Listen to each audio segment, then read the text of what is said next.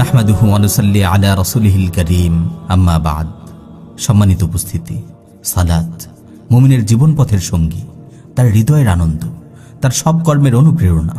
5 ওয়াক্ত সালাত তার পুরো দিনটিকে খুব চমৎকারভাবে 5টি অংশে ভাগ করে দেয়। 1 ওয়াক্ত সালাত আদায় করে সে পরম আগ্রহ নিয়ে অপেক্ষা করে পরের ওয়াক্ত কখন আসবে, কখন সে আবার আল্লাহর সামনে দাঁড়াবে, সেজদায় লুটিয়ে পড়ে দিলটাকে একটু প্রশান্তি দেবে। এত সুখ, এত শান্তি সে আর কোথাও পায় না। তাই সে উত্তম রূপে নামাজগুলো আদায় করে। নামাজে সে সবসময় মনোযোগী থাকে।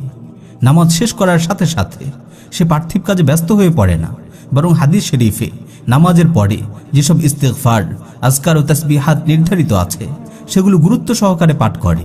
তারপর আল্লাহর দরবারে কায়মুন বাক্যে দুনিয়া ও আখিরাতের কল্যাণ ও হিদায়াতের জন্য দোয়া করে। এজন্য নামাজ তার অন্তরের প্রশান্তি ও পরিশুদ্ধির কারণ হয়।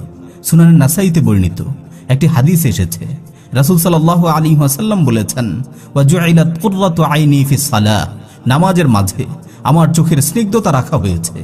প্রিয় ভাই, প্রকৃত নামাজি ব্যক্তিগণ আল্লাহর নিরাপত্তার চাদরে বেষ্টিত থাকেন, তার বিশেষ তত্ত্বাবধানে থাকেন।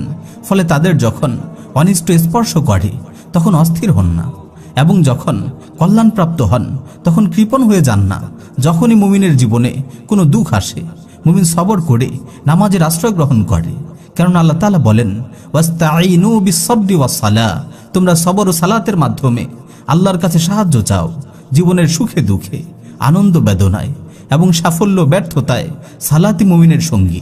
মুমিনের সালাতময় জীবন কত যে সুন্দর ও পরিপাটি তা ভাষায় বর্ণনা করা মুশকিল। আল্লাহ তাআলা তার প্রিয় বান্দাদের মতো আমাদেরও সালাতময় জিন্দেগি দান করুন। আমিন। ওয়া আখিরু দাওয়ানা আনিল হামদুলিল্লাহি রাব্বিল আলামিন।